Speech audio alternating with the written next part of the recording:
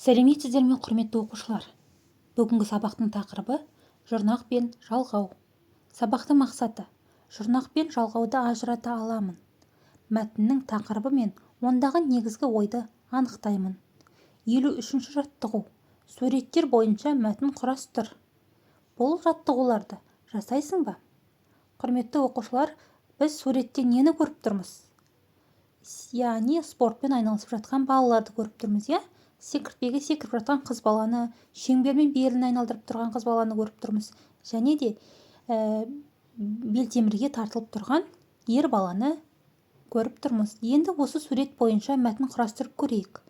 Мен спортпен айналысқанды жақсы көремін. Себебі спорт денсаулық кепілі.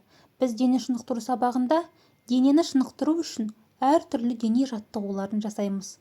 Қыздар секіртпемен секіріп, шеңбермен белдерін айналдырса, олар белтемірге тартылып, басқа да жаттығулар жасайды. Бұл бізге қатты ұнайды. 54-ші жаттығу. Өлеңді мәнерлеп оқы. Ас алдында қолымды, жууға ойым бөлінді, тазалыққа мән берем, мұнтаздай қып өңімді. Өлең не туралы? Өлең тамақ жердің алдында қолды жуу керектігі жөнінде, және де тазалыққа мән беру керектігі айтылған. Тазалыққа сөзін таза, тазалық сөздермен салыстыр. Содан өзің қорытынды жасап көр. Таза ол заттың қандай екенін, яғни сынын білдіреді. Мысалы, таза көйлек, таза орындық деген сынды. Бұл таза деген сөз түбір сөз болып табылады. Ал тазалық дегеніміз ол белгілі бір іс-әрекетті білдіреді. Таза түбірі лық жұрнақ. Мысалы, сыныпқа тазалық жұмысын жасады. Енді осы тазалық сөзіне қа деген жалғауды жалғасақ, тазалыққа болып өзгереді.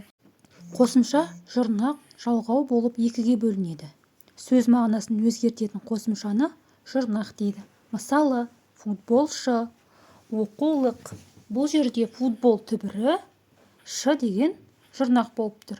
Футбол дегеніміз бұл ойынның, спорттық ойынның атауы, ал футболшы дегеніміз сол футболды ойнайтын адамды футболшы деп атаймыз. Яғни сөздің мағынасын өзгеріп тұрғанын көріп тұрмыз, Оқулық. Бұл жерде оқу дегеніміз, яғни білімді айтсақ, оқулық дегеніміз сол білімді алатын құралды біз оқулық дейміз. Сөзбен сөзді байланыстыратын қосымшаны жалғау дейді. Мысалы, футболды оқуға. Бұл жерде футболды дегеніміз, яғни келесі сөзбен бұл сөз футбол сөзін байланыстыру үшін бізде д деген жалғау жалғанып тұр, Дәл солай оқуға дегенде оқу сөзін осыдан кейінгі сөзбен байланыстыру үшін ға деген жалғау жалғанып тұр. 55-ші жаттығу. Мақалды көркем жаз. Өнерлі жігіт өрді озар, өнерсіз жігіт жер соғар. Жұрнақ жалғанған сөздерді тап. Жұрнақ жалғанған сөздер өнерлі, өнерсіз. Түбірі өнер, лі жұрнақ. Келесі сөзде де дәл солай. Өнер түбірі сіз жұрнақ болып тұр. Шығармашылық үзіліс. 56-ші жаттығу. Мектепте ұзындыққа секіру мен жүгіруден жарыс өткізілмекші. Жарысқа 2-4 сынып оқушылары қатысады. Сыныптарыңда секіру және жүгірумен шұғылданатын балалар бар ма? Олар осы жарысқа қатыса ала ма? Сол туралы өз ойыңды білдір. Құрметті оқушылар, осымен біздің бүгінгі сабағымыз аяқталды. Егер сабақ сіздерге ұнаған болса, міндетті түрде арнама жазылып, лайк басып төменге пікір қалдыра кетіңіздер. Келесі сабақта жолыққанша аман сау болыңыздар.